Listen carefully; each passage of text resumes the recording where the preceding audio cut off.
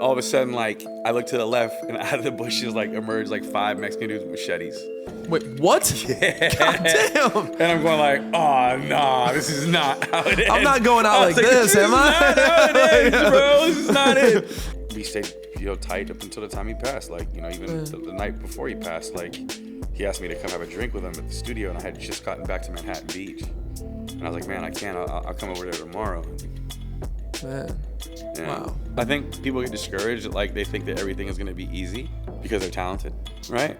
Yeah. People have a very hard time struggling. A lot of people aren't built for struggling. They back away like, they're like, this shit's getting too hot, right? It's too hard, especially talented people. You got shouted out on a Kendrick record, which is pretty cool. Brock wearing sandals. How did that come about? I mean, that's just a reflection of like where we were at the time. We lived next to each other, and we used to go run on the beach every day, and like then we go to breakfast every day, and then we go to the studio. That was like making the time of making Damn, like that was like 3 years. You know what I'm saying? Of doing the same shit every day. Wow. Like literally, like we wake up in the morning, we go work out, or run on the beach, we go eat breakfast at Four Daughters. Let's eat at Four Daughters. Brock wearing sandals, yoga on a Monday, stretch it till November. I'd be wearing flip flops, or I would just come in from surfing. Like, you know what I'm saying? Like, I would go surf every morning. We literally lived on the same street, so like as I would walk from my surfboard, he'd like always be like, yo, like you know what I'm saying?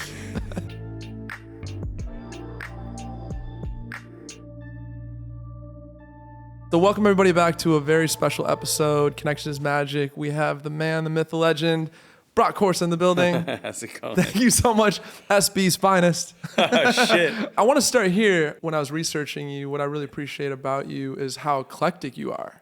You're like a hip hop head for sure. Yeah. But I saw you post like Lane Staley from Alice in Chains, who I like one of my favorite love. groups ever, bro. Lane Staley's one of my favorite singers ever. I just grew up in a time where it's just like everything was hitting. Being babysat like at 3 years old and watching MTV, Def Leppard, Metallica, shit like that. That was my first foray into music. Like that was like what I was on when I was a younger kid. Yeah. And then moved to this apartment complex in Carpenter with my mom.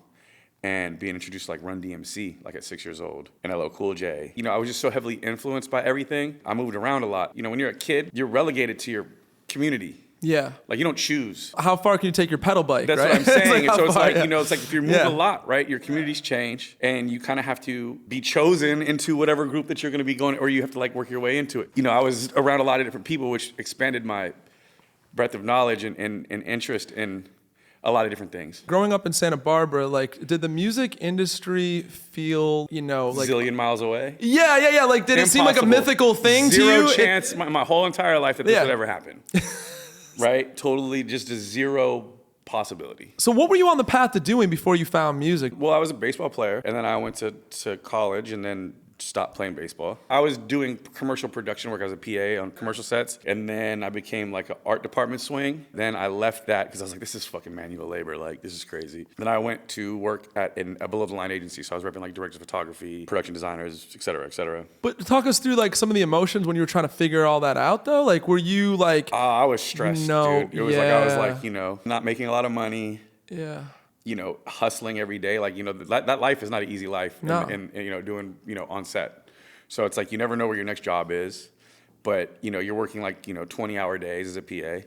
You're making $200 a day. You're not having to spend any money. So that's nice. But like, the only way to keep going is to never stop working. So it's, you got to constantly like, connect. So it was a good introduction into like how you have to work in this industry, especially at the time that I came in, right? Yeah. When like it seemed like the brakes were coming off of the industry, like then moving into an agency, I kind of got like a little bit of a management introduction, and then I just hustled, man. I met some people and we all were hanging out, just smoking weed and talking about. I just love music, man. Like I really was just like that guy that like nerded out on shit. I always had my headphones on. I was like always burning a new CD for the car every day. A new song came out, I was on Dat Piff, like so. Historically, though, I was always that kid with music on me. Like, I was always had Walkman on. I always had my headphones on. I took the bus or I walked everywhere. I rode my bike all through Santa Barbara, So, and my mom worked, and so basically I was like on my own. And there was a period of time when you were getting going where I think I heard you say like you were sleeping in your Impala. Oh yeah. I quit the below the line agency and started to manage Strong Arm Steady. Kind of going back and forth between Santa Barbara and my dad's house. I didn't tell them that I didn't have a place to live, right? Because I didn't want them to seem like I didn't have my shit together. But couldn't stay at my dad's house either because they were like didn't believe in what I was doing at the time. That part. So I would leave the studio and I'm like, damn, like where the fuck am I gonna go? So I was like, damn, I'll just literally come back at 3 a.m. from the studio or whatever time that was. And I'd park all the way down the block from my dad's house in Santa Monica Canyon. And like, I knew he would get up like at 6 a.m. to walk the dogs. So I knew I had till then. So I'd sleep in the car and I'd get up like at 6:15 and I'd drive to Spectrum and I'd go to the gym and I'd shower and change there. So all my clothes and everything was in my car. And then I think like once every couple weeks I'd drive back up to Santa Barbara and go to my mom's house and like redo it all. Crazy. Yeah. Before we started the interview, we were talking about like, you know, when you're in nature, like you kind of operate off instincts or something like that. Were you kind of operating off just like straight instincts then? You know, not having cash, like, you know, money was thin. Yeah. But, you know, it was crazy because I figured out a way to get everything I needed. Like, you know, like luckily, like I met Reggie from Jordan Brand and like I kind of like got, you know, because I was always into fashion and stuff like that, clothes. So I ended up meeting people who had clothing brands and like they would end up giving me stuff for myself and for the people that I was working with. So luckily I was always fresh, you know what I'm saying? So no one would ever know this shit, you know what I mean? But yeah, no, it was, you know, the idea that it would ever transition to where it is now or even got to where I was at, like even halfway there, pipe dream. You couldn't have thought this for yourself. I mean, you always think that, right? Yeah. I'm always like, one thing I always had was like the confidence in the fact that I've just felt like my taste was better. Yeah. And I was like, oh, I just. That's why you moved to New York. No, I was just like, you know, like I felt like, you know, I could lead people into where they should be going. And then also just like had the confidence that like I felt like if I could make an album with people who were great, that I would make them the best. I would help them make the best albums. But the idea that it would ever like get to that point where you would work with like the top artists was, you know, you're just like, shit, I don't know, man. Damn. I've heard a lot of people talk about like sometimes like the dream you have for yourself, it ends up being way bigger than what you imagined. You have to kind of expect the fact that like if it doesn't, you know, because not many people get there. How many Kobe's do we have or whatever? Yeah, I don't know. Yeah. I mean, I always had the confidence that there's also a little bit of luck, a little bit of time. You knew you could make it to the league, though. I knew I could get to the league, you know, like, but no, again, not all of it's up to you. Yeah. Like you have to be accepted into this thing, True. Right? And so like each person that you work with, there has to be a connection in some sort of way. Yeah. A little bit of luck.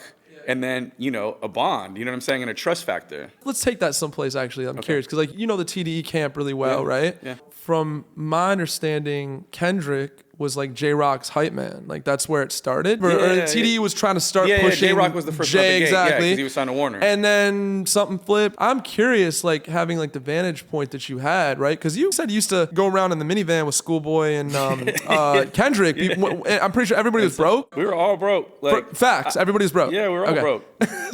So like, please, like, take the whole idea of what you were just sharing about people like evolving and coming up. How did that go down? I mean, look, I think those dudes they leveled each other up in a way, like musically, right? You put four extremely talented people with drive and hunger into a situation, right?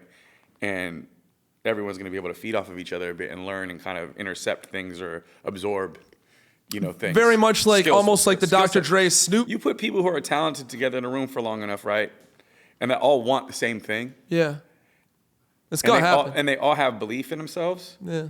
It's like it's just kind of like steel sharpening steel, right? Like there's this thing of like a little bit of competition, a little bit of push, a little bit of, you know, camaraderie. And I think that great things happen that way. I don't think anything happens like by itself. I mean, especially when you're coming up, your circle's like everything. I think it's everything throughout the whole entire time. Even after right? you've like made I think it. that sometimes you have to introduce new people into the circle a bit. Yeah. Just in order to be able to change the dynamic or like get to where you're going, I think. Also, you need people that you can rely on and trust in terms of like telling you the truth. Yeah. Even if it's not what you want to hear. Have you had to be that guy, Brock? Like, I'm always that guy. How do you? I don't have a problem with it because I'm not coming from a malicious nor a place to like try to tear anyone down. That's really all I have. Like I don't know how to make music. By the way, I'm not saying this with finality that like I'm right. Not everyone likes it, and I've had to learn like that, you know, there's a time and a place for things. And some people just aren't ready to handle that sort of tough criticism. So it's backfired on you. It can backfire for sure. Like some people aren't, you know, and it also just takes a while to build that with someone too as well. Yeah. Right. So like understand that like I've been working with the people that I've been working with for a really long time, and I start to work with new people and I say things, they're still a little sensitive to shit. You know what I mean? Which I get, you know what I mean? But I still have to like be that guy because a lot of people just don't want to be that guy either. Yeah, fast. I'm just like, okay, look, if this is all for the betterment of what we're doing, then I don't have a problem with it, because I'm not just sitting here as a critic tearing you down, right? Like, we're all going to the same place. If I don't have a backbone, I'm doing you a disservice and me a disservice. For sure. Because if it doesn't work out or whatever, if we missed a mark or whatever, like, everything goes towards the goal of what the artist has set for themselves, not me. Sometimes, like, it's a dope artist, but I have a different vision for it. 100%. And like, I've been really fucking lucky, man. Like, I'm not gonna lie. Like, the people I work with, we have a great rapport in a way that, like, we're able to discuss these things very openly prior. Every time I go into a project or I go work with an artist, I want to know where they see themselves at. Can we break that down to one artist real quick? Because, like, by the way, like, we randomly saw each other at Omar Apollo's show in Santa Barbara. Like, you signed Omar, right? Yeah. Did y'all's vision, you and Omar's vision, just align out the gate? Or was there, like, conversations, like, to get that to evolve? No, I think, like, he's done everything up until this point, like, by himself for the most part, up until the point of getting signed, right? And to be honest, I didn't love the music. Wow. When I first heard him. Like, I felt something, though. Like, I saw something in him, and I felt something, and, like, his music was good. It wasn't great. And I was like, but it could be fucking great. Omar is one of those dudes, too, like, you know, he's so fucking talented, and, like, as his world's expanding, he's learning and acquiring the tools and the skill set that it's going to take to be a fucking incredible artist. But he's got to get there, and I realize that he's got to get there on his own. We've had this conversation. We've gotten big arguments. Thank you for being real about it, Brock. No, yeah, we've gotten big arguments. Yeah. He's gotten mad at me. I've been upset with him. The worst thing that could happen is I give an artist my vision of what they are. And it's not them. Yeah. It'll never work that way, right? It'll never work that way, right? Yeah. So it's like, why don't we set a marker for, like, where the aim is and what we want to accomplish here, or, like, where we're trying to get to. And then the music can follow that path. That's a very easy way to get there, right? If you know where you want to go, you can see it. Now you just got to figure out how to get there in a certain amount of time, or make the music to get to that point, right? Also, development just takes time, doesn't fucking it? Sometimes, time. yeah. Yeah, like, you know, greatness doesn't happen overnight. No, and bro. it's that's like the big problem with today is, you know, artists could be in complete total obscurity. It could be their first fucking song. Yeah, and it blows rocket up. ship, yeah. And now they have to reverse engineer how to become an artist. An artist has like 20 years to write their first album Their and whole like life. 6 months to write the Yeah. second album, or whatever, right? That's crazy. Also, like, I just don't feel like artists cut their teeth touring right now. Go more into that. Historically, artists were signed based upon, you know, whether they were bands or rappers, they'd have shows. Yeah. You know what I'm saying? So you'd go. They get polished, you're saying, Yeah, they on the didn't road. just have right? access Yeah, to right, studio yeah. all the time, right? So they'd have demos and they'd go do records and they'd perform them. As they do shows, first of all, you get comfortable in front of an audience. You learn what works and what doesn't, what songs perform in what arenas and what areas the songs perform differently, right? But you have total command over your voice and performance as an artist when you tour. And that takes a long time to nurture. Yeah. You know, now you have an artist that has a huge record with 1 billion streams, can't do a fucking show. Can't do a show. Can't do a show. Yeah. You know, there's no pageantry, there's no element of entertainment. Yeah. They haven't cut their teeth live yet. So So what do you do? I mean, so like, what do you do about that? Like, if you find an artist, right, when who's like blowing up. when I signed Omar, he was doing 2,500 cap rooms. Okay. You know, and and we're still trying to figure out the streaming thing, but now he's doing, you know, sold out shows at the Bowl. Right. So it's like, you know, he cut his teeth touring. When I saw him, dude, And he's he had, great performer. dude, he had Top amazing crowd control and like incredible. everything. It was insane. Say he did that before he got signed. He had that. He was doing that. To your point, Like, he was cutting his teeth. he was or cutting his whatever. teeth Yeah, touring, right? Like, which prepared him, A, to have a very long career regardless of however many records he sells, right? Like, he'll be able to do at least this. That was really dope to witness that. Yeah. That was like, dude, this guy Yeah. can fucking own the fucking crowd. You And it must was have a- been so proud, dude. That was the first show I seen from this tour. What'd that and feel it was like? in Santa Barbara, and it was crazy. Dude, that's your hometown It was as well, a crazy right? moment, man. It was like funny. It was just kind of like one of those like shit. Like That's like God putting the cherry on the it cake was for like, you. you know, it's yeah, like you no know one what I mean? performs in Santa Barbara. Yeah. You know what I'm saying? That was So, amazing. like that was dope to me. Yeah, super dope. And at the Bowl, like the Bowl is such a great. Bowl's fucking an venue. insane. That's like my favorite venue Yeah, it's of one all of my favorite time. venues, That's so- super cool, man. Something that's coming up lately in the conversations I'm having, how incredible talent can get slept on. It's insane to me. How does that happen? Incredible talent getting slept on. I mean, dude, there's retarded amounts of music coming out daily, and so many artists, and like, you know, fuck, I hate saying shit like this, but it's such a truth. Like, gatekeepers aren't a bad thing. We're starting to realize that, right? It's just overwhelming, you're saying, right? Where do you start without a gatekeeper? What I'm saying is like, since when did the 85% know what they need or what's good for them? You're on some Steve Jobs shit right now. Steve Jobs talked about that. He's like, people... They need to be led, right? Yeah. They need to be led. They're not leaders, right? But now we have influencers, right? Who have no sort of skill. They just like, they do something polarizing and they take photos and videos of it, right? Yeah. We're letting them choose what the people should follow. Hey guys, just want to take a minute and say thank you so much for watching this video. I really hope you're appreciating the content and that you are being uplifted and inspired. Please hit the subscribe button if you've not done so already. We've got so many more cool guests, powerful interviews, just raw truth being shared to uplift and inspire humanity. If you have not done so already, please follow the podcast on Spotify and Apple Podcasts. It means the world to us as we continue to grow this channel and this platform to continue to spread positivity in a world that really is hurting right now. Thank you so much for your support. It means the world. God bless. Are you like a Tyler, the creator? Do you like Tyler's music? You know what? I do. I do. think that Tyler is great. I feel like he's grown a lot. You know, it was funny. I Yeah. remember when he put out like Scumfuck Flower Boy.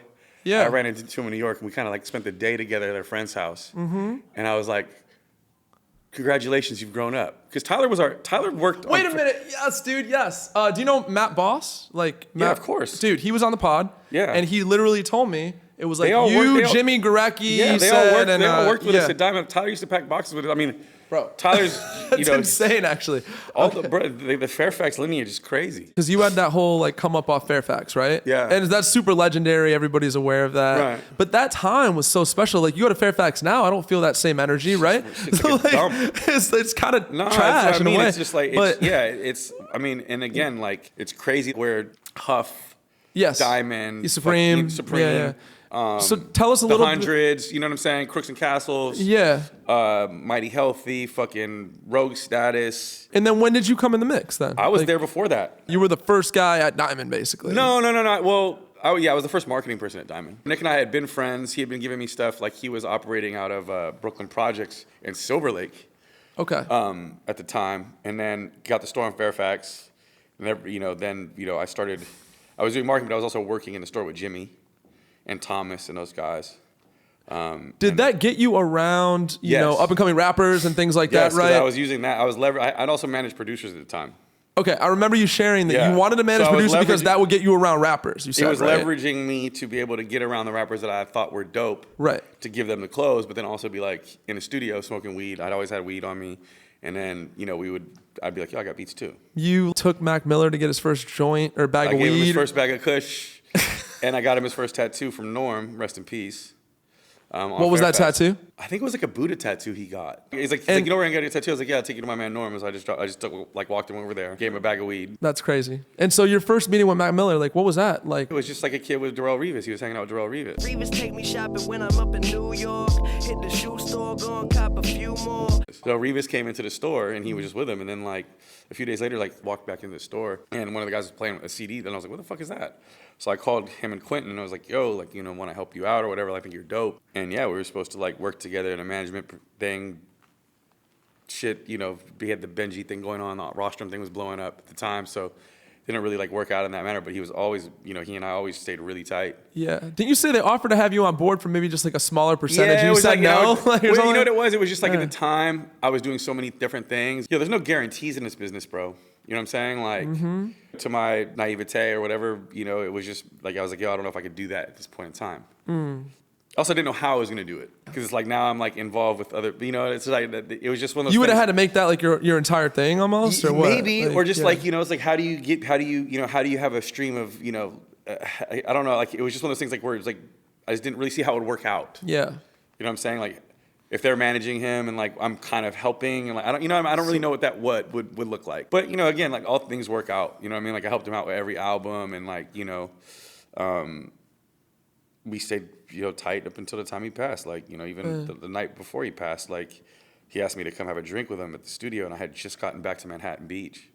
And I was like, man, I can't. I'll come over there tomorrow. And, Man. yeah. Wow. It's crazy. It's Yeah. crazy. What do you think about his evolution as an artist, man? I think it's He was super always special, that. He man. was always that, right? though. The The kid's world- mixtape to like, you know, Divine Feminine or whatever. Like, No, yeah, that's but a I mean, big Mac jump. always had like, you know, the thing is like, I think that he was always a guitar player. Like that didn't just happen. You know what I'm saying? Like he didn't evolve into a guitar player. Like Mac could play the piano, he could play the guitar. I think that was always in his DNA. I just felt like, you know, where he was at the time as a young kid, like that was he was more lean. That was like kind of like what he was, you know, he was into like, you know, the throwback stuff, and he was very much a student of music. So he could do anything. Larry Fisherman's like the most Yeah, I mean, you know, eclectic project. Yeah, very like eclectic. Post is the same way, I think. Like Yeah. Post, you know, is a fucking incredible guitar player. Have you seen him play guitar? It's insane. He's got the chops. He's Okay, insane. Yeah, You know, he's from Texas. You know what I'm saying? Like it's like Stevie Ray Vaughan country. It's crazy to be that talented in so many different things. But going back to Mac for a second, there was a Pharrell interview though where Pharrell was encouraging Mac to sing, and like Mac's like, I'm not singing. Like he was kind of just not quite there where he felt comfortable enough to sing. And now all of his shit, his later albums were him singing, which was very interesting. No, yeah, you know, so I think sometimes, you know, everyone needs to be encouraged to go deeper into the bag, you know what I mean? Like, and make people comfortable with, like, the fact that they might not think that they're dope or they can do it, or they might be comfortable singing in a way or doing things a certain way because they're scared. Let's drill down on that because there's a lot of creatives and artists like on the come up that tune in to the show. So it's like, what is it, this thing of confidence? Because what I heard you just share there is like really just kind of owning it and just being confident. What do you think prevents people from or blocks people, interrupts their confidence flow, or like what is it, you know? And if you had to deal with that yourself coming up, dude, because like you're a pretty self-assured dude right now. I think you know you're good at what you're doing. I think like, you know, we all have that like inner confidence, right? That's deep down, and then like I think it comes with age a bit too, or also having the right people championing you. You know what I'm saying? Like if Pharrell tells you should sing, you should probably fucking sing. You know what I mean? Like, right? You know what I mean? Like, that's almost a cosign in a way. So getting a cosign, and sometimes it takes someone they respect. Right. To tell them that they're good at something that they might not, and also maybe they have to work a little harder to get to that point, right? Like maybe there's a seed there, but they got to bust their ass and they got to go through vocal training, they got to do all these things in order to be able to get to that point to where they're doing something exceptional. Yeah. Aside from where they're doing something they're just comfortable doing because it sounds good. That's really well said. You know what I mean? Yeah, yeah. A lot of people are scared of going through that shitty phase of making shitty songs and sounding kind of in between because you're not necessarily comfortable singing from like your diaphragm. Yeah. You know what I'm saying? Or singing from your chest. Like Omar and I had that same conversation and from the very beginning, and like, cause he was always kind of use that falsetto. He would hide behind the falsetto. I like the way you said that. He would hide behind the falsetto. Yeah. Damn. We always had these conversations of him fucking belting cause he can. But he had to go through training and get himself prepared. You were like the cosign in a way that he kind of needed I helped was like, bro, I just want to hear this. And to his credit, Omar has a fucking incredible voice. He just sometimes you don't go there because you don't necessarily know. Let's take it here too. What's interesting about the music business and trying to make it is like there's so many factors outside of your control that could like derail your project. Like I remember having artists sign labels like by label presidents, and then they left the company. Like we didn't do nothing. Do you know what I'm saying? When a label president signs you and leaves the company, it's you're kind of in trouble a little bit if you haven't broken yet, because we didn't break yet. Yeah. And so like if you break, the old guy is gonna get credit. I feel like if you do break, you know, like such and such. Yeah, maybe you know. I don't. You know, again, like well, I mean, what is that credit gonna do for him though? Like he's not at the label no more. Like no, but the hard part about this business is it's a job, right? For artists, it's their life. For us, it's our. I mean, it's my life, but it's a job, right? You feel like one with this shit though to me. Like you're kind of fully immersed, you know what I mean? To me at least. I'm fully immersed in the music. I'm not really fully immersed in the industry, like got it. Which has always kind of been like a choice for me. Go more into that. Why are you not fully immersed? I just, you know, look, I love cultural aspect. Like I love doing shit. I love traveling. I love like making music. I love making records. I love being around artists. I love that because I'm just so pro artist, but I don't necessarily know how to move in this game. There's industry people and then there's music people. I just think I'm a music person. That's so right. It's like while I'm cool with everyone and like I don't think there's one better than the other, it's just my choice. Yeah. It's just like I stay close to the music and like which is probably why I'm not like big in the industry. It's just like you know. But that's what I enjoy. If I had to do all that other stuff, then I wouldn't be so close to the music and then I would not be happy. So it's like for sure. I'd trade off some of the, you know, financial rewards for just being close to the things that I like. Because that's what makes me happy. Like when you hear a great fucking song like that you worked on or like you're around that shit, it's just like lights you up. That's the shit I'm here for. The magic. That's real. Going back to that development and confidence piece that we were touching on, right? Like, do you know Chapel Roan? Like, Chapel Roan's exploding right now, right? Yeah, Her career. yeah. Like, do you know that a lot of the songs that she has on this album that exploded were like songs that the labels heard like 2 years ago or 3 years Yeah. ago, and then she actually got dropped with some of those songs. But then she kind of went and like developed almost the more marketing side, doing like the queer, like You can't just dress up thing. Like, it's hard to get by with just the music now. see, that's what I'm saying. Like, I'm a purist, bro. Like, it just but doesn't work again, though, right? Like the reason, like that's like, you know, fucking Ned Doheny isn't as big as Jackson Brown. I don't even know. Right? I didn't even know. Yeah, Wow. to the Go point. look at Ned Doheny. Well, You know the street Doheny? yeah, Doheny, of Yeah, course. so he's from the Doheny family. Oh, But Ned bro, that's Doheny crazy. is like, he used to run with like Jackson Brown and, you know, the Eagles and those guys. And he's a fucking amazing artist, but Yeah. just never blew the fuck up. Wow. You know, sometimes sometimes there's someone else in the way. Two of the exact same type of artists that live in the exact same space Yeah. can't be huge at the exact same time. Wow, bro. So you're gonna lean one way or the other, right? And someone's gonna have that thing that the other Yeah. person doesn't. That's crazy. There's an intangible there. And it's not just music. There's an intangible there, right? But I feel if you're thinking about this marketing thing, like Lady Gaga, you know, like she was Stephanie Germanotta, right, doing her thing. Yeah. But like, I just feel like if you put too much attention on, I gotta wear these costumes or whatever, then it doesn't seem as authentic to me sometimes. Does that make sense at all? The or thing what about it is is like, remember, this is entertainment. This is entertainment industry, regardless of what you want to say, right? If we're talking about like pop or like things that are forward facing in the culture, it better be fucking entertaining. Because that music is just kind of, you know, there's great pop music, but like, it's not enough? well, it's just, you know, it's like something, it's things that people listen to like on the radio to get to their job. Like it makes people feel good. It kind of has a certain type of upbeatness, like it's bright. You know what I'm saying? Even Yeah. like the sad songs sound bright, or ballads. You know what I'm saying? Like those always work. Yeah, for sure. They do. But if there's no fucking pageantry, you need the pageantry. you need the pageantry in pop music. Like, what are we talking about? Or wait, hip hop too, though, a little Yeah, bit, so right? it's like, You know, so it's like, you Yeah. ever seen like you know, if you're not, you know, again, like there's a sort of aspirational thing to it, and like if you're not out there looking the part, it's gonna be tough for you to play on that big stage, man. That's crazy. We were talking about you know, like Hot Ones, the podcast, right? Yeah. It's like that guy's a good interviewer, but like the chicken wings and the hot sauce, Bro, like, you have hey, fucking you need hot that, sauce, bro. bro. You have people reacting to hot sauce. Of Is Right? that not pageantry too? To me, that's pageantry. course, because yeah. you're seeing people at their most vulnerable. Too, Imagine but- eating the hottest fucking hot sauce you could eat. You're gonna look fucking retarded. You're gonna look so ugly, bro. Like you are at your most vulnerable, like someone who's always glammed and dolled up and made for the fucking cameras, right? Wow. Now they're going like, and they're having a fucking vulnerable ass moment while they're That's doing an real. interview on That's real. camera. So it's like, yeah, like, you know, that's another part of it too, is vulnerability. You show me an artist with no vulnerability, they're gonna have a very short career. 100%. Like, why do you think Future is so fucking huge, bro? Like, for as long as he's been. He's as vulnerable as Pac. He could be the most braggadocious, like, whatever, but then he's not above getting hurt, played, or, you know, heartbroken. He And puts all says that out there. shit. He puts it out there. But that's relatable. By the way, Mac, one of my favorites for that too, though. Mac was so vulnerable. Vulnerable. I feel like the outpouring, and you saw this, like the outpouring of sadness when he passed Yeah. was because of how much he showed us. He connected. Do you know what I'm trying to say? Well, vulnerability is a huge thing for music and artists, right? Because when people have to see themselves inside an artist, There's a there's a resonance. connection. You know, I listen to like Frank or Kendrick, and he says things that I think. Yeah. Right? Or he's Yeah. gone through an experience that I've been through. There's a connection there, and that makes me connected to that artist.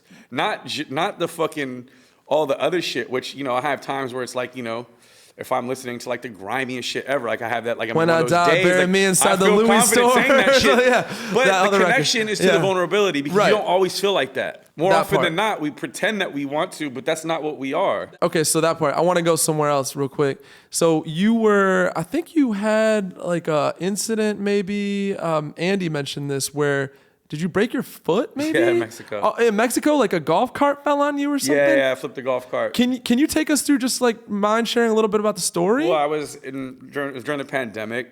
They had closed the beaches. There was nothing to do here. And I just looked at my little brother, who was like, my brother Hank, who was living with me. I was like, yo, let's get the fuck out of here. Let's go to Mexico. So we went to Cabo for like 2.5 weeks. Then New York opened up, and I went back to start the first album with Omar for like a week and a half.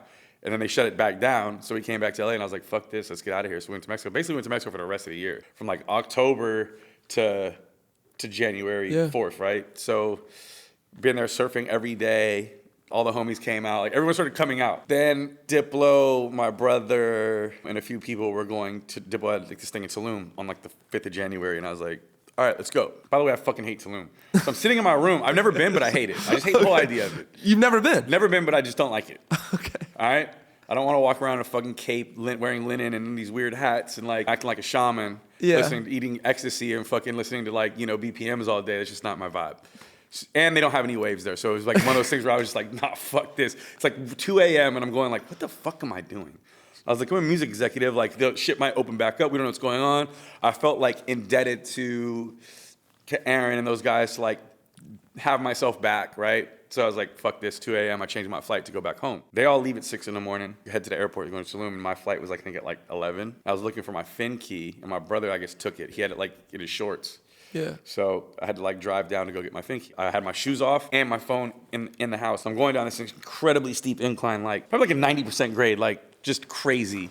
And it's cobblestone and dirt, right? This is not like paved road. Yeah. So it's like precipitation early in the morning. And I stopped for a pothole, brakes go all the way to the floor. And that was a long way to go down the hill, like a long way to go. So I was like, fuck, this is not gonna end well. So I start cutting the wheel over to the right because to the left is like a house. There's nowhere to go. Yeah. So I start cutting the wheel over to the right. There's a field. And as I do it, I'm obviously like going downhill. So now I'm on the bottom side. And I'm the heaviest part of that, right? So the car starts going like this. Shit, really scary. And then I was like, nah, this is not good. So I hop out. The shit flips over me. Wow. And lands on my ankle. And I fall back towards up the hill, right? Oh. And it didn't really hurt that much is the crazy thing. So adrenaline. I lift it up off me. I'm thinking like I have like a gash or something. And my foot is facing left. Like literally. The opposite way. Like literally 90 degree from my leg. Like, yeah, like. Bro. Yeah, it was crazy. Bro. Yeah, it was crazy. And no one's there. I'm by myself. There's only 2 houses on that fucking hill. And it's what time? 8 in the morning. So I'm going like, help, help. I don't know what to do. I can't get up. I can't hobble up the shit. I'm like, fuck. All of a sudden, like, I look to the left and out of the bushes, like, emerge like 5 Mexican dudes with machetes. Wait, what? Yeah. God damn. And I'm going like, oh, nah, this is not how it ends. I'm not going out like this, am I? This is not how it ends, bro. This is not it. So one of them was like, I got wrong. And I'm like, he comes over to me and I'm like, fuck. He takes off his shirt. And I see the other dude going, he's like hacking up a tree. They made me a fucking splint, bro. Wow. And they like prop me up and I'm thinking like, okay, I called my brother. This is actually hilarious. So I call my brother and I'm like, bro, I was like, I need you to like, I don't even know what I told him. I just told him I just fucked myself up, like whatever. They're taxiing to go to Tulum on the runway. That's why you hate Tulum. No. Yeah, my hate was originated prior to this, but so my brother, he's thinking he needs to call. He calls the CEO of Warner, Aaron, and he asks him for my fucking insurance card. And I don't know why he did that. What? I had my insurance card on me. I didn't need that. So Diplo introduces to this guy named Gome down there, who's just like, just the greatest guy ever. And he took care of us while we were there the whole time. Like, he'd like drop off groceries. He's just like the guy. He's just like the sweetest dude ever. And I called him and he said, stay there. I was like, dude, I'm not going anywhere. There's nowhere for me. I was like, I'm not going. He sends a driver. He's not even there. He's like in Mexico City. He sends his driver to come pick me up and take me to like the St. Francis Hospital in Sayulita. Like it's not, And then he's like calling all of his connects to get me into a private hospital in Puerto Vallarta. So then the ambulance takes me there. Are you in a shitload of pain during the whole thing? Obviously, dude, level 10. So yeah, well, once they gave me the morphine, I was good. Okay. But yeah, so the first place I went to, again, they just had to wrap my shit up. And so the first day I was in the hospital, they had to straighten my foot first before they could do the surgery, right? Wow. So yeah, then they do surgery and then So you literally had surgery in Mexico. In Mexico, which is like everybody's biggest fear. I feel like what's crazy though is Mexico jail is like, and doctors. Yeah, in Mexico. But I feel like everyone has like Mexico so fucked up because like they have some of the best doctors in the world down there in Mexico City. You know what I mean? Like crazy. Mexico is so much more than like than the beach towns that people don't sleep on Mexico. No, Mexico. I just bought a house there. Really? Yeah, in San Miguel. Amazing. I love Mexico. It's like my favorite place. so many different types of terrain, so many different types of places. It's kind of like what you probably appreciate about SB, right? A little bit, like just kind of gets you back in with the general, nature. Like, you can go get great waves, like then you go to Mexico City and get a bunch of art culture. It's just, the people are fucking amazing. All the things that that they put into the news about Mexico is it's like what, 1%, like if that. We're gonna send this episode to Donald Trump. Don't hate on Mexico. Oh yeah, I mean, nah, Mexico's the shit, dude. Amazing. Yeah. Now, weren't you just on tour with Travis? Yeah, right? we're on the road for a bit. Okay, this is all because like behind you was a cactus, and I was like, wait a fucking second here. This is synchronicity. Cactus Jack. By the way, real quick on that, before I ask a question about Trav, like he was newly to LA, I think, just maybe from Houston. He was in Houston for a little bit, right? Yeah. I literally met him at Coffee Bean on like Wilshire and 9th, and he was like sleeping in his car. And I remember I was like trying to help him at the time. I like just left the labels, but like I was like, let me hit up like my A&R friend at like one of the majors. So I'm not gonna, he will be nameless. I'm not putting on anybody on blast right now. But I sent this guy Travis's music. There was a song called Lovesick. I don't know if you remember that. It was like one of the Lovesick. Yeah. Bro, we're gonna. How many people know about Lovesick? Not a lot of people. I mean, anyways, it had 3,000 views. I'm serious, like 3,000 YouTube views. And I sent it to my buddy at a major, and he's like, nah. He's like, it sounds too much like Kanye. Yeah, I mean, I'm like, bro, this is insane. No, yeah, I think that not everyone's gonna get it. You know what I mean? Like that's the thing, is you kind of have to like trust yourself and trust your gut, because at the end of the day, like if you fucking pass it, or if you pass it around to too many people, they're gonna talk you out of it. They're going to talk you out of it. Yeah. People are scared. Like also people just don't see the same thing. Yeah. Also, like again, like we talked about, like not every artist comes in ready for the big time. Well, did Travis, when because you met him early, right? I think Travis was an exception because he had a vision. Go more into that. What do you think the vision was? He has a vision in a world that he creates for every album, right? He had a vision of where he wanted to be. This is not a mistake. Like Travis was always that showman. Like he was always that guy who, like, when he gets in front of people on stage, he explodes, and it's palpable. Like people fuck with that energy. Like it's really like some rock star shit. It's like Rage Against the Machine vibes almost, Rage right? Against the Machine, or fucking Guns N' Roses, or like punk. We're missing punk, right? Punk, yeah, so like I mean, I would say it's a little more like, than punk. I think just unbridled rage. It's more like metal. Yeah. Yeah, for sure. So how did you first get hip to Trav? I found him like on an Alright post, and then I reached out. Then I ended up hanging out with him a bunch. Like obviously, like I worked for Diamond or whatever, and like he and I connected a long time ago. Like at the very beginning of his career, I gave him Hell of a Night. Wait, what? Yeah. So that's Schoolboy's record, right? No. His Hell of a Night. Oh, right. Yeah. Yeah, on Owl Pharaoh. Wow. We connected a long, long time ago, and I wanted to sign him when I was working at Columbia. And didn't see it. They wouldn't go for it, or what? I was a consultant, and it was one of those things I passed on. But it's again like that was a tough time in the music business, and shit wasn't selling. Streaming hadn't hit yet. They were trying to figure out how to make money, and like it was a fucked up time. Okay, so seeing the inside of it though with Travis, like I love come up stories. Was there a period in watching his journey from the jump where it looked like it was stagnant, or like it might have not happened, or no?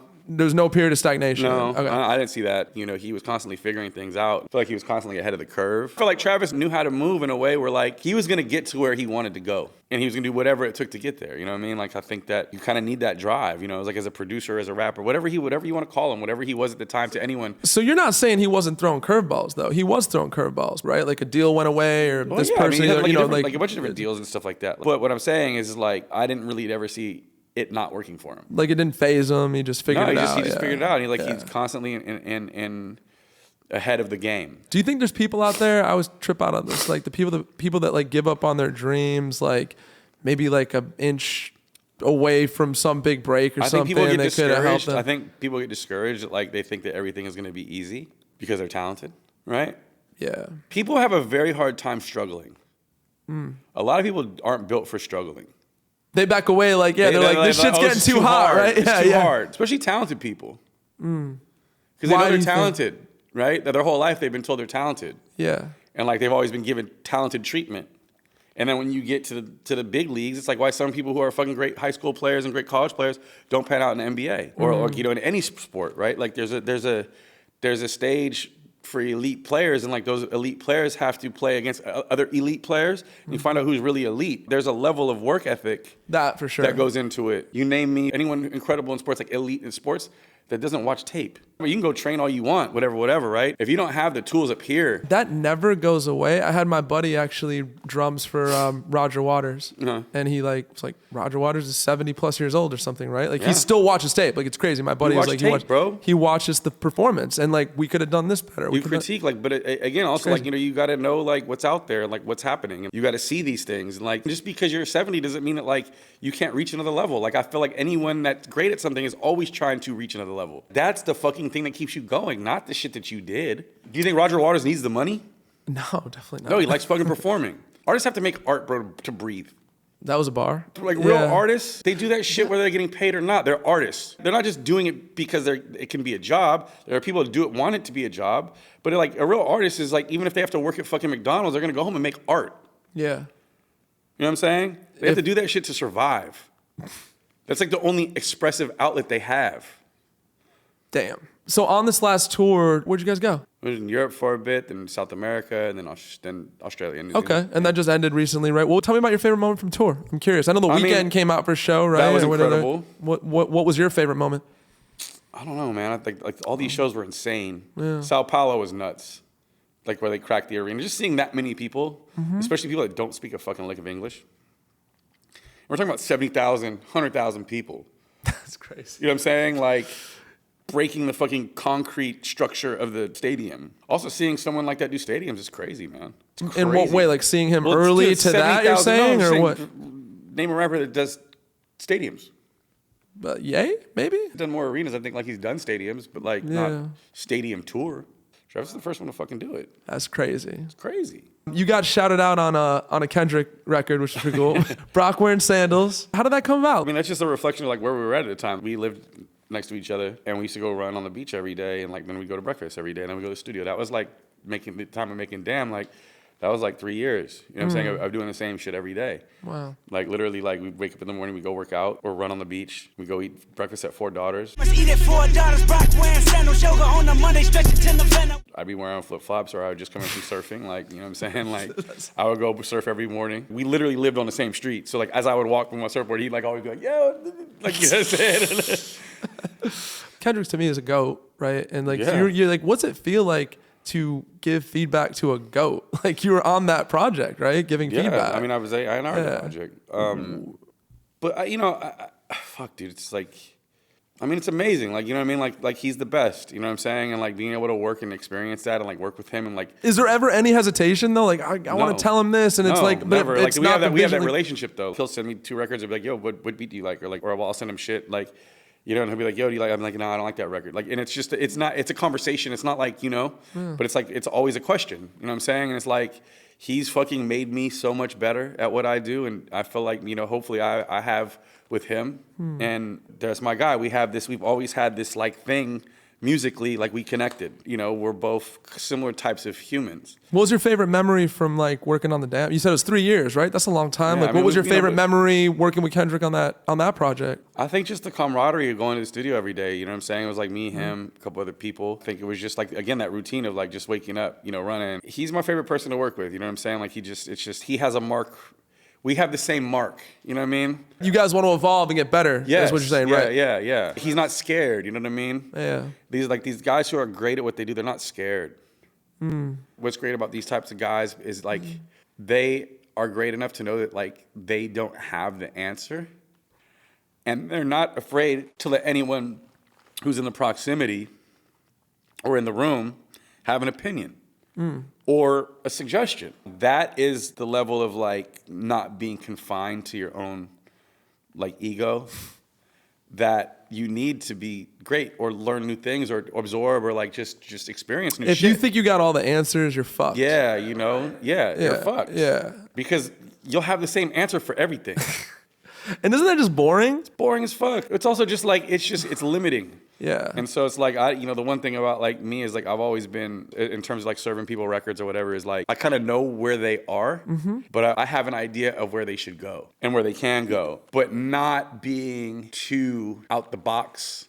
There's still a little bit of information from what they like, but just enough of an energy forward that like it changes the sound. So if I have any ability at all, it would probably be like having a good idea of where they should go next and not giving them things that sound like what they've done before. Yeah. I think that's the worst thing you can do. Most people send you ideas that you've already done. Yeah. Or that sound, right? And I think that's where a lot of producers go wrong. They send things that sound like the last album and not things that sound like the new album. They don't know what the new album sounds like, by the way, so it's not necessarily their fault. Yeah. But send the thing that you think they would least get on. Because sometimes oftentimes that's the one. What's your favorite part about the job you do? I mean, like, it's just the music, man. It's really nothing It's the music. else. Okay. It's the music and like being around inspiration. When those moments happen, or like you guys create a moment, or like you're around a fucking moment, that shit's just like, it's intoxicating. Yeah. Did you ever hear a record ahead of time that was like a #1 smash on radio? Yeah, Like lots of them. Lots of them, right? Lots of them. When you're in the studio hearing that record though, Brock, like, are you like, man, this shit's gonna be #1 on the Billboard charts? I know it. Like, you no, never fucking know, man. bro. I wanted you to You be like, never I knew know. this You shit. never fucking know, bro. Yeah. Anyone Serious. tells you they know, they're lying. No one fucking knows, bro. Especially now. You talk about Wes a lot, Diplo, and he like the Paper Planes, like Paper Planes MIA. Such an obvious smash now. Like, man, I was That listening was to that not an earlier, obvious smash, but at the time though. it wasn't. At Great the time, fucking record. You know when you got a banger. But it's so obvious in hindsight. Yeah, but that's what I'm saying. Weird. If you know you have a great record. Yeah. That's not obvious in hindsight. No, I'm saying when you hear Paper Planes today, it's like this record goes. Yeah, I mean, it's a Clash sample. You know what I'm saying? Like, I don't know if like a lot of people that listen to that record knew that, by the way. They probably thought that I was didn't an even original know record. That's a Clash sample. That's crazy. Yeah. That's what I'm saying. You know when you have a banger. Yeah. You don't know if that banger is going to go #1. That's what you're saying, right? Okay. You know what I'm saying? Like, and that's what I mean. Like, if you know good records, Yeah. and you make good records or great records, you got a shot. Yeah. You got a shot. Like, there's times where I thought like songs were gonna be like this biggest hit. Nope. And I think that, again, it's you can have an inkling of like whether the record is good or not, and when it feels good, but again, like, you just don't fucking know. Especially like in this time. I'm sorry to say it, like, for everyone that acts like they fucking know, no one fucking knows.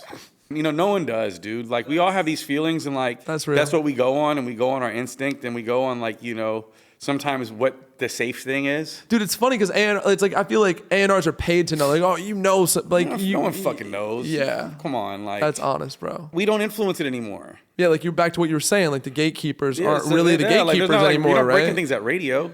So there's no formula. There's no like, we know where this slot is, and this, like, no, like, and you have a TikTok, you have all these things that, like, but no one fucking knows, man. That's real. And I'm not gonna say I don't know a great record, but sometimes great records don't go #1. It happens all the fucking time, like, So yeah, like, if you get one, you're lucky. You know what I'm saying? Like, most people never get one. Amazing people never get one. Amazing artists that Incredible fucking that we artists don't know never about. get a #1, right? Shout out Ned Doheny.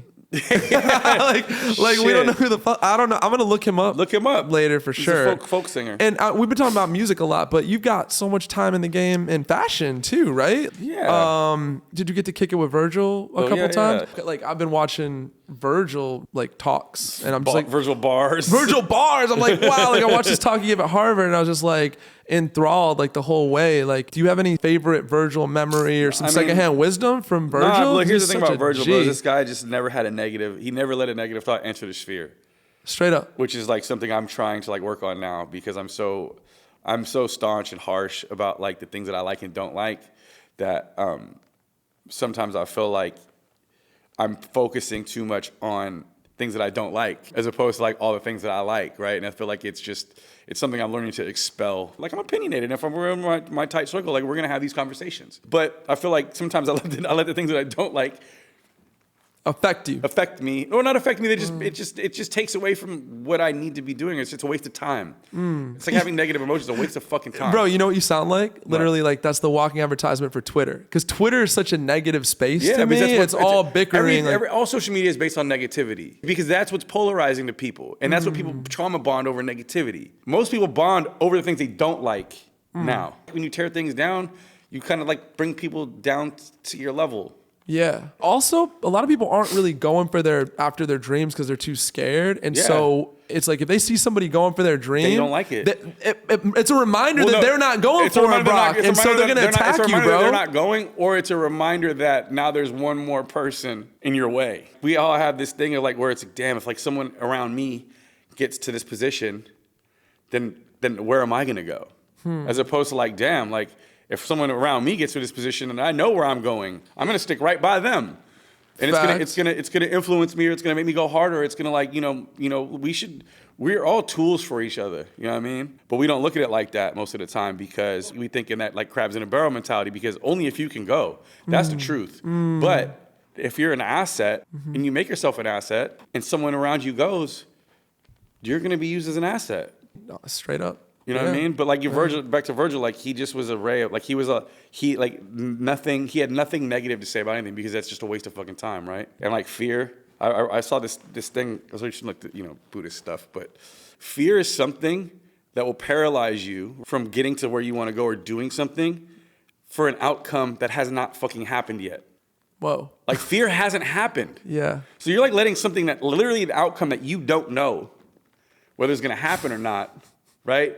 Paralyze you. Paralyze you from doing something that you really want to do because you're thinking, and that's what I'm talking about being smart sometimes and knowing shit. You know all the possible outcomes. So now you know what could happen if it doesn't go there. And now you're already putting yourself in a way like where it's like, dude, that hasn't happened yet. And you won't know it. And like the other side of fear is what? Regret, right? Regret is something that has happened yet that you can't do anything about. It's the two most fucking useless emotions ever. Bro, absolutely. Like oftentimes we remember the things we should forget and forget the things we should remember. That's what that is. It's like all these times, like, what do? We lament on the negative, right? We expect everything to be great. So it's like when great things happen, we expect it and we don't appreciate it. And then the negative things we feel like jarred about.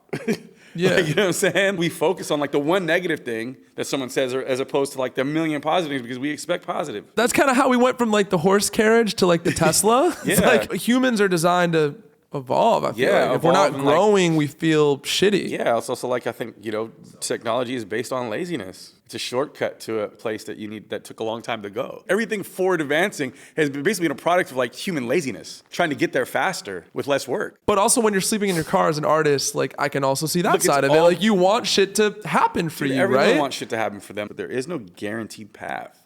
There's no guaranteed path. You can put all the tools in place. If it's not genuine to like your journey, none of our paths are the same. Knowing who you are and like where you want to go and who you want to be and who you need to remain in order to be able to do that is like self-awareness. You know what I'm saying? Like you have to fucking know who you are. And also like timing, like timing's everything. You can call it divine, whatever, but there's like, it's there's a little bit of luck involved in all success. For real. A lot of luck involved in all success. But if you get yourself around dope people, like you got yourself around some dope people. Yeah, you can hedge your bets. Right? I mean, I definitely plotted a lot of shit. But again, it's not guaranteed. You just have to like go, okay, look, if I do this and I do this and I do this, and I'm here and I put myself here and I'm around this, like, eventually, and I'm good at what I do, eventually someone's going to notice. And just be willing to fucking help. That's what I just always did. I just always act like a PA. I was never above or below doing anything. Like to this day, are you that way? To this day, dude. Do you see a lot of people that like ascend in music, let's say, kind of switch up and now they think they're better than or something? I'm so far away from that. You are? Oh, yeah. Damn. Because you're in the music. I am, but I'm in the music. That's it. You are not in the industry. I'm not. That's crazy, bro. I'm not. That's so crazy. I feel weird sometimes. I feel like I'm not doing enough. Maybe I'm like too far on the outside at this point. Maybe that's why I'm okay at what I do. I want to say something about this because I think you're like really cool with a lot of artists in the game. I feel right? Yeah. And I think what you're sharing speaks to that a little bit. Yeah, because you're not super industry vibes. No. For music executives that are super industry vibes are not as close. I don't have an agenda for anyone else but the artist to get to where the artist wants to go. That's it. There you go. There's no agenda outside of that, even if I'm at a label. And we can help figure out how to get there depending on where that place is. An artist has to live with their music forever. Real talk. And I have to live with that forever. Artists get scared about releasing a record. They're like, I don't know, is this as good as it can be or whatever? There's a lot of that. And my friend goes, dude, why are you tripping? It's just a record of who you are at this point in time. That's fire, isn't it? Because you're going to change later. That's what I'm saying. And that's what I mean is like, when you have an artist that's like put out music, right?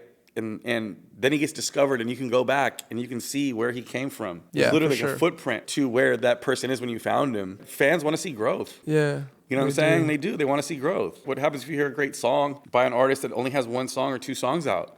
You go back and you're like, damn, this artist is just a song now. They're not an artist to you. They're Yeah. a song. Yeah. Because there's nothing else there. It's no fault of their own, right? It just happened to happen that way, but it gets very tough. What is it that speaks to you so much about, clothes and fashion? I just feel like it's always been an expression. Similar to like the music you like. It's just like part of your identity. I don't like fashion, by the way. I like style. Oh, what's the difference I hate between fashion and style? Well, I mean, fashion is like, again, like what's in fashion, right? What's current. You know what I'm saying? Like what's popular now. It's like a trend. It's Fashion like is this recent. is a trend. It's recent, right? Yeah, exactly, okay, right? okay. Like, cause all they're, we're on wide leg pants this year. Like we're on, whatever. And it takes a long time to develop your own personal style. There's like confidence and also like things that like you feel like maybe you can't wear. Like I always hear people like, yo, how do you wear that? I wish I could wear something like that. I've seen some of your outfits, bro. That's my thoughts exactly. Yeah. I think that you just have to own it. There's a bit of repetition involved. You wear something and people see you wearing it often, like every day, or like this style, like a thing, like then it becomes part of who you are for that time in your life. My style changes and evolves throughout years of my life. Brock, have you never really had that feeling, something that was like a piece that was over the top and you're like, fuck, I don't know if I could pull this off? Like, be honest. Like, have you ever had that thought? There's stuff that I know that I like that I can't wear. Serious? Yeah, there's a ton of stuff that I can't wear. That I'm like, yo, that's dope. But I think that's where personal style comes into play. There's things that I think are dope and they look great on a lot of people. I'm like, I can appreciate that. Yeah. But I can't. That's not for me. Anyone in this world can pull anything off that they want to. It's just confidence, right? But the fact of the matter is like it doesn't like it's not part of my DNA, and it will look disingenuous to me. Cause you rock a kimono. I mean, like what a kimono is. yeah, like, yeah, I of mean, course. like that shit. Like that'd be crazy if I saw you walking around in a kimono. I've had a business kimono on. Have you before. brought a Yeah. kimono? That's hilarious. Yeah. Why did you start smoking at age 38? Is that what? Did you pick up smoking later in life? Right? So look, man, I've smoked a shit ton of weed in my life. Like from the time I was like probably 18 years old Yeah. to the time I was 38, I had not gone a day without smoking weed. And I just felt like it wasn't serving me anymore, but I like to smoke. The final straw was I went on a trip to Hawaii for New Year's, like with an ex. And I had a phobia of not having weed because I like to smoke. I didn't necessarily like to be high anymore after a certain point in time. I like to smoke. So wake up late. Apparently I didn't pack the weed to go to Hawaii, right? So I landed in Hawaii. I'm like, the first thing I want to do is like, I gotta smoke, right? No fucking weed in my luggage. I'm like, fuck. What am I gonna do? So I called the guy that like Q and I had used when we went out there in 2016. And he's like, bro, I'm on the other island for like another 3 days. Let me see if I can call someone. He's like, dude, I don't know anyone. I'm like, fuck. So I was like, I gotta smoke. So I just went and bought a pack of American Spirit Yellows and That was it, bro. Like I went for 3 days and he called me and I was like, I gone 3 days without weed. I guess I don't necessarily need it. So you gave up I weed started for cigarettes. Yeah, it's kind of stupid. Yeah, I wouldn't suggest that anyone do that, but we all have our thing, man. I don't smoke I'm not really a sober smoker. You're not a sober smoker. No, like I can have like one with coffee, maybe half of one. American Spirit, it's like a 30-minute cigarette. It's like a cigar. I can maybe smoke a quarter of one or like, every once in a while, but like I can't, like when I drink or whatever, I could smoke. Are you a coffee guy? Yeah, I like coffee a lot. Are you particular about your coffee though? Like, does it gotta be from one of the bougie particular. spots? No, I'm not like a bougie. I like coffee bean. You fuck with coffee bean? Yeah, Oh. like four shots of espresso on ice. You in do a large, four in a- shots? in a large cup. That coffee bean ice God is damn. next level, man. Being from Santa Barbara, again, we've talked about this a couple times. You're like, the music industry felt a zillion miles away in Santa Barbara. Like, out of your 20-year plus career, like, what's one of your proudest moments, dude? Like, think about that for a second, because I know you've had a lot of them, bro. So They're all kind of surreal, dude. There's so many, like, I'm not gonna lie. They're all kind of surreal. Like, is there one? I mean, fucking like, You it all sounds so fucking self-aggrandizing, but no, you know what I want to do? Wait, I just want to say this. I want to do this because there's a lot of people that are out here working every day really hard to make shit happen. And I think by you sharing, are you with me? Yeah. By you sharing, like, holy fuck, like I know went what? from this kid in Santa Barbara to this. You know what? It's good, dude. anytime that you land a record with somebody, it feels the fucking same. Like there's this excitement that you have that like, you sent an artist a record and fucking, they call you and like, yo, it's just crazy. And then they're like, yo, I just cut something to it. Or like, come to the studio. Like, you hear that moment. That moment is like fucking, it's like the best sex ever. You know what I'm saying? Like, you just like feel just unstoppable.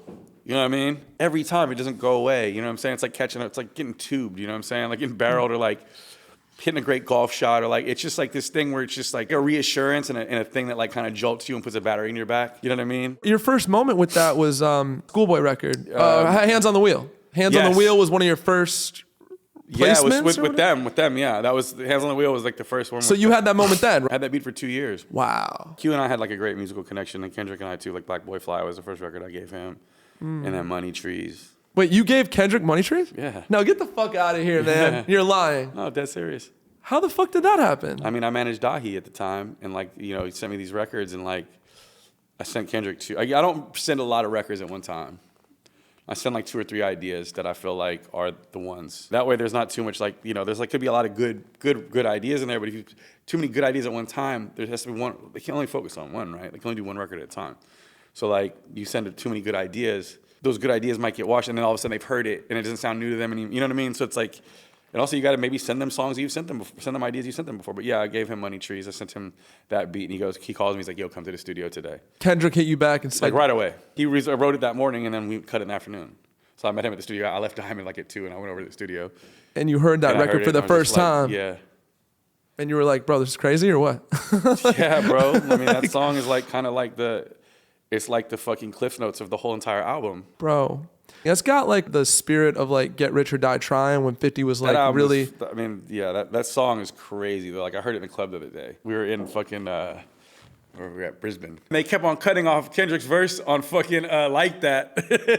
And I'm like, yo, what the fuck? Next thing I know, Money Trees came on, and then everyone went crazy. Wow. So it was tight. You know, there's things that have happened, like, you know, it's like accolades or whatever, right? And those things are like cool and all. You got a Grammy, right? Yeah. And you didn't give a shit about your Grammy, right? No, it was like, you know, being at the Grammys is surreal. Like that. I mean, I'm not gonna lie, right? Okay. Like, it's also my brother broke the Grammy, so it's crazy. Shout out Hank. But, no. Yeah, shout out Hank. But nah, you know what it is? It's for me, it's always been about the moments. Otherwise, I'd be an industry guy.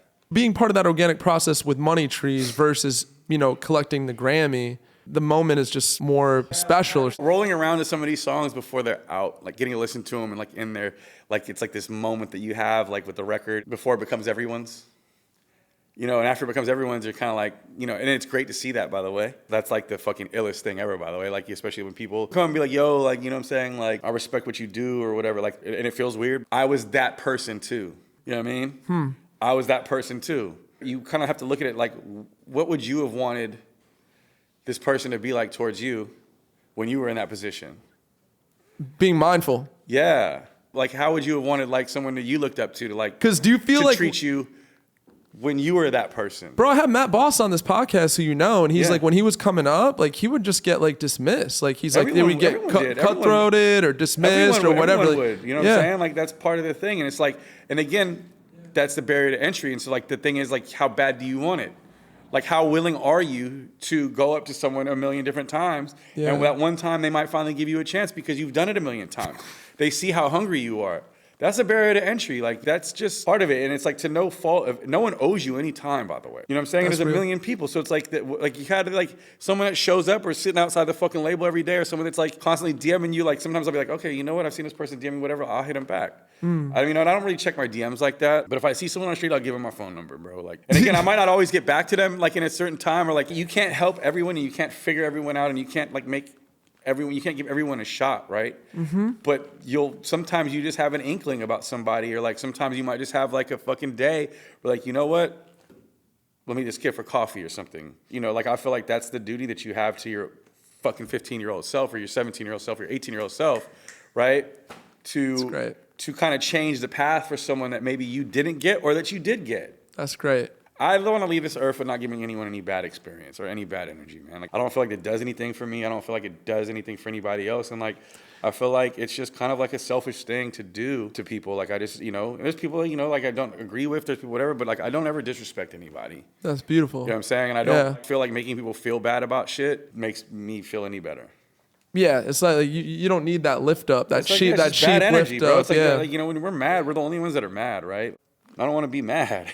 Like, dude, I don't want to be mad. I want to have fun. I want to laugh. You know what I'm saying? I like, you know, and it's just, I enjoy seeing people happy. Like, that's you know what you said earlier? I heard you say like, you're like, I could work harder and make more money, But really, the best life gets is just hanging out with my buddies and having some laughs. Oh, yeah, Remember yeah, saying yeah, that? Yeah, that's what I mean. You know, like living your life is like a full-time job. You know what I'm saying? Like, and like if you think about how much we work or whatever, like, especially in this industry, like, you know, and granted, a lot of it looks glamorous and stuff, but you still have to be there, For sure. right? But also, it's time-consuming. you're with yourself 24/7, right? All day. So what I'm saying is like, if you're gonna go like do somebody dirty or whatever, like It's gonna stay on you. it's gonna stay on It's you, gonna stay bro. on you, dog. Like, what you know the what I mean? fuck, right? Yeah, and I feel like, you know, the people that stick around in this business and like, there are people who have a lot of power and they can do whatever they want. Running a business is not like, you know, it's not a creative thing. You know what I It's mean? not, yeah, that's And you real. have to make hard decisions, and like it's about the bottom line. But I don't run a business. All right, wait. Vulnerable question, Brock. Vulnerable question. Like when you were coming up, bro, was there an executive that treated you poorly when you were just some like 18-year-old kid? You don't have to name names. I don't take things personally. Like, I mean, I do sometimes. I don't like the art of negotiation. Right? Like, I want what's fair. When people would try to nickel and dime me on something that, like on a budget or whatever, I used to take that very personally, and I'd be like, "Yo, I don't fuck with this person. He's taking money, like food off my plate." Right. And then I realized, like, to people that have money, that shit is just, it's just something that they don't, like, it's negotiation. It's like, they just want to best people. It's like, they want to just get that upper hand. It's a a power game. thing. It's Is a it a game power to them. thing, bro? Yeah, but it's a game. Like, oh, you know, like, I could have gave him $50K, but I got him down to 35.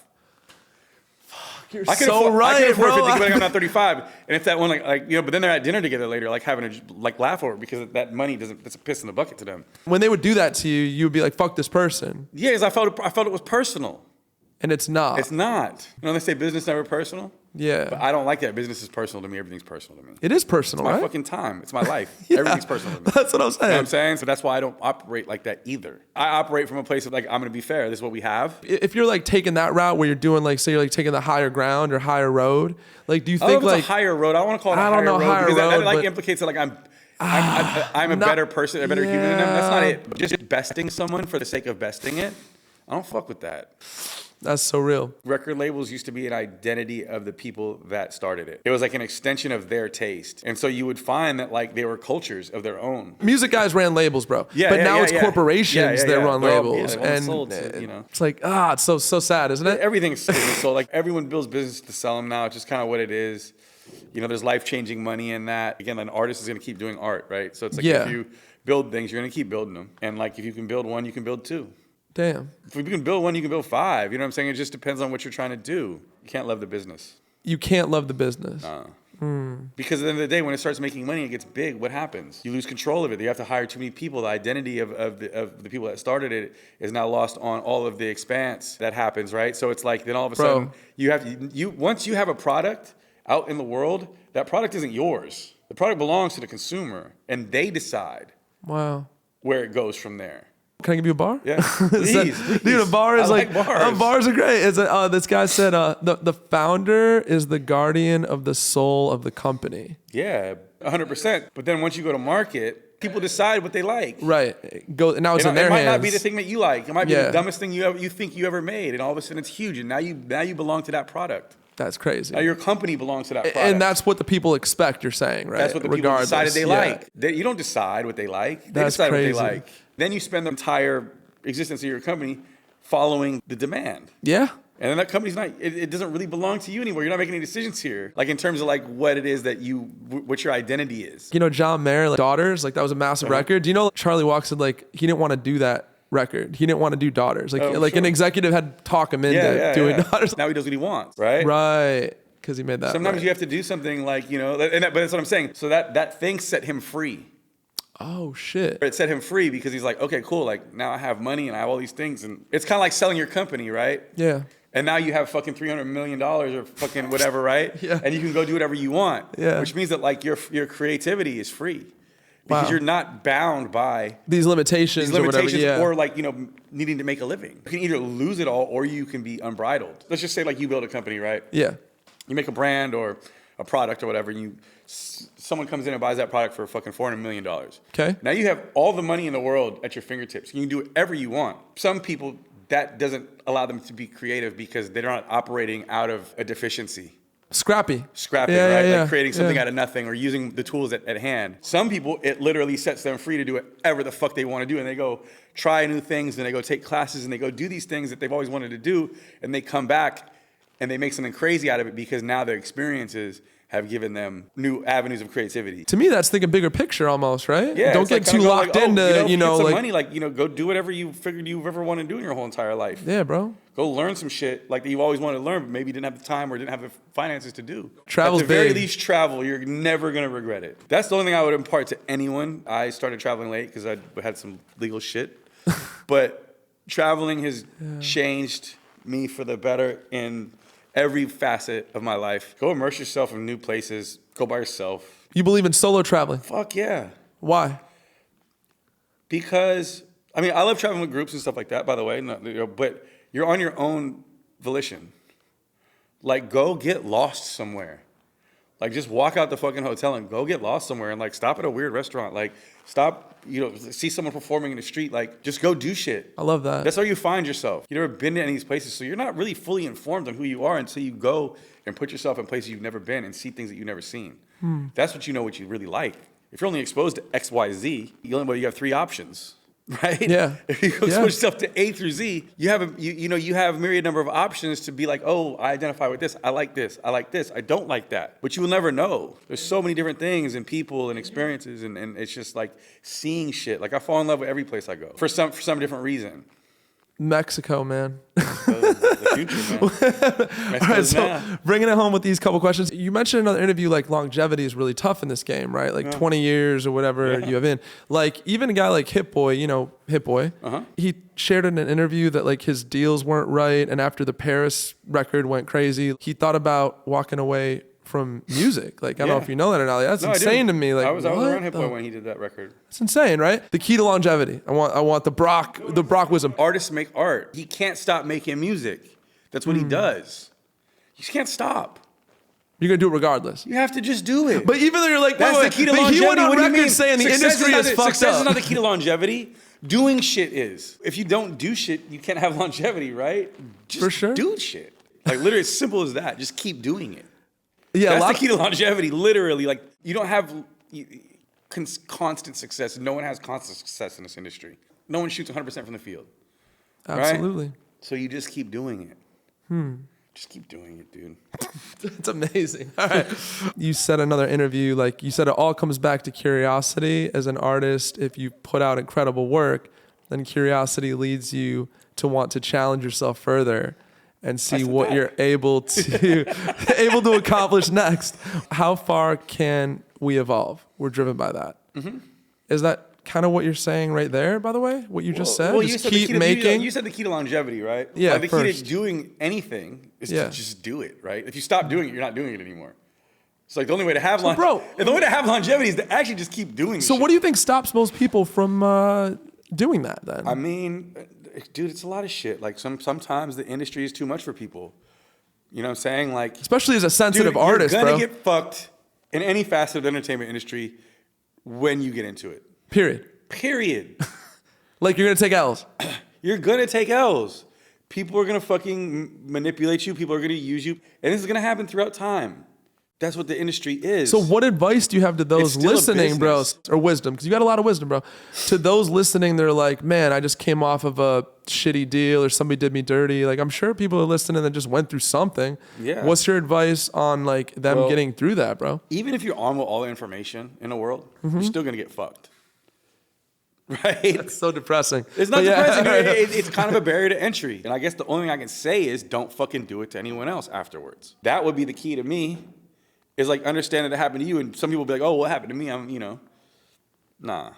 Every hero and every villain, the commonality is pain. It's just when the villain feels pain, they want to go dish that out to other people. And when the hero feels pain, they're like, I don't want nobody to feel this shit. Yeah. It's kind of like, are you with that? 100%. Like, it's just like, some people want to exact revenge on the things that happened to them. And other people want to change the course. I don't think it's malicious, by the way. You don't think it's malicious? I just think it's greed. It's greed. Yeah. Oh, lack of empathy too, right? You know what I mean? Lack of empathy, but also I think, like, again, I don't think it's done because it's like that happened to me. I think it's like, oh, I'm trying to save a buck or I want more for myself. You know what I mean? Like you said earlier, it's not personal. They're not going, okay, here's the gate. I'm deciding to let you up now. This is how I can fuck Brock over. They're going like, no, yeah, exactly. That's what I mean. They're not even thinking about your feelings. They're going, I want more of the pie for myself. So remember how you said early in the interview, which was a bar, you're like, people tell themselves a story and just get paralyzed in that story. Yeah. It's not even real.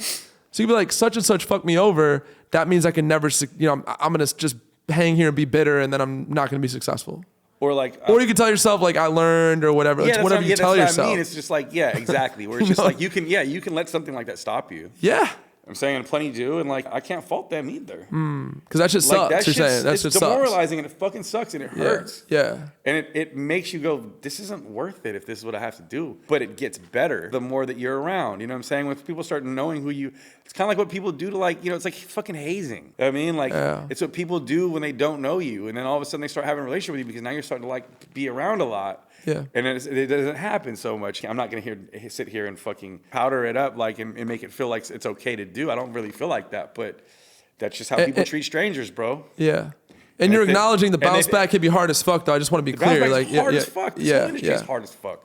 I want to quit every year, dude. Like, straight up. I keep thinking this is my last year. You know what I'm saying? Wow. Because I don't have the heart for some of that shit.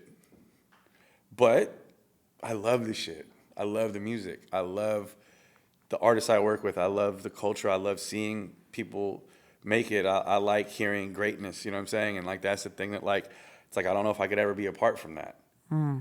You know, so that's it's just this thing. Like it's just like it's like it's fucking magic.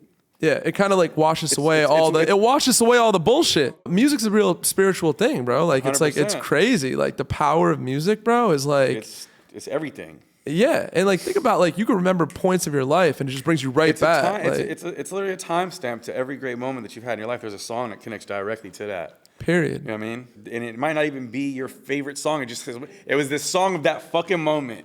And for every memory, every time you go back to that memory, that song's right there. Yeah. And every time you hear that song, that memory pops up. And you have them for people. You have them for places. Yeah. You have them for firsts in your life. You have them for the saddest parts of your life. It's every fucking emotion that you ever had, every first, everything that you've done. There's a song that's tied to that. 100%. That's like the most powerful shit. Because you hear a song, you could be totally in another fucking universe mentally, and you hear a song and it brings you right back to that moment, like a fucking time machine. Vivid, right? Vivid. Yeah. You know what I'm saying? And like, it's beautiful. Like I have a song that I listen to every time I leave the fucking beach. What is it? Don Henley, Boys of Summer. You know why though? Why? Because it's my memory of my dad when I was younger. We used to drive home from the beach and we go stop at Taco Bell. And that song, for some reason, was just ingrained in my mind because we had tapes back then. So like that was the tape that was in the Volkswagen Bug. And so every time leaving the beach around sunset, that song is forever ingrained in my mind. And every time I leave the beach around sunset, that's the first song I put on. It's incredible to this day. And it's an incredible song. The magic of music is captured by these really sensitive artists, right? They can access these points, right? That's the only way to express that. That's what I'm saying. Like I think of Mac and I'm just like, Mac was such a sensitive dude. And the reason why a lot of these artists, get caught up, let's say, in abusing lean or abusing drugs, is because it's just they're so sensitive though, right? No, it allows them to channel all of their emotions into the medium that they're choosing to do. But don't you think that they're also just a little too sensitive for the world and they need something to buffer it? Yes and no. I think that sometimes doing those things allows the sensitivity to pour out. It just takes the lock off. You know what I'm saying? It takes the vest off and allows you to channel those emotions honestly without having an ego attached to it. Because you feel, you know what I'm saying? You can't do anything but feel. Sometimes like I take shrooms by myself and just listen to music because I can feel it again. I'll just sit there in my living room. Because otherwise you're guarding though. You're saying because you don't want to necessarily access those emotions sometimes. Songs help you do that, but so do drugs. Yeah. You've had such like illustrious career. What do you envision for like the next chapter? You talk about always wanting to evolve. What's the next chapter for you? I don't know. I haven't figured that out yet. I think I need to like go on a spirit journey and figure that out. I kind of have some ideas, but I don't want to put them in the universe yet until I start doing them. But I don't know yet, to be honest. Are you feeling a little stagnant right now, honestly? Like, do you feel like you need something? A little bit. Not because like I'm not happy with the music that's being made or whatever. I just feel like there's a lot of things I want to try and throw myself into. I'm not sure if they're a career or not yet. And I feel like I'm just kind of in that like, should I be 45 this year? I'll be 45 in like, a couple weeks. I just feel like there's a next act that's going to happen at some point soon. And I don't know what that is yet. And so it's a little bit scary and also exciting and just kind of like I'm thumbing through ideas and writing things down and just kind of trying not to just react out of the need to do something as opposed to like figuring out what it is that I really want to do. On some like synchronicity shit, Brock, I was talking to my girl the other day and we're like, imagine like it being like 1965 and you literally know the whole future from 1965 to 2024. Wouldn't that suck? Suck. You wouldn't want that horrible. No, I'd be suck, like, terrible. yeah. Why would you want to know that? What's fun about that? Nothing. You're like, you need to be surprised. You make all the right moves No, and bro. never become a human being? Bro, I would be in a ball crying if that was Dude, my life. if someone explains to me how my life would go, I don't want to know that shit. You want to know how you die or you want to know everything about your life before it happens? Fuck that. No. Let it ebb and flow. Everything's going to be okay. Or it's not. There's nothing you can fucking do about it. So, you know what I mean? Tragedy is going to strike. There's nothing you can do about it. But bro, like when tragedy strikes, like there is always some gift in it. Well, either that or it's complete. It's over. You know what I'm saying? Yeah. But we have to accept that shit. You know what I'm saying? Like things are gonna come, things are gonna go, things are gonna end. That's a guarantee. You know, it's hard because there's also a comfortability in things like when they continue for a long time. But there's also a stagnant aspect of that shit too, where it's like you're just too scared to let go of whatever it is. Period. Because Right you're so used to it, and then you don't want to know. You don't want to build. Most people. They get to a certain point in life, they don't want to rebuild things. Because it's hard. It takes a lot of fucking work, a lot of time, a lot of uncertainty, you know what I'm saying? Like, spend your whole life trying to get somewhere, right? And you get there and you're like, okay, cool, I'm at the mountaintop. But then all of a sudden, the mountaintop is not interesting anymore. God damn it. You know what I mean? So real, yeah. You're like, dude, I'm looking down. Yeah. There's nowhere to go, like, that's boring. It's the journey that the actually journey. is the And it dopest sounds part. so fucking like when cliche, you had the dog, seats like- back in the Impala, right? Like, was that cool in some ways? Because like you're like, I don't know what's gonna happen. You know what I mean? Yeah, like you didn't know what's dude, gonna. well, you know, it wasn't. Fuck, I mean, It like, sucked at the time. Well, it sucked at the time. It's cold in there. You know what I'm saying? Like, it was cold. It was cold in that motherfucker.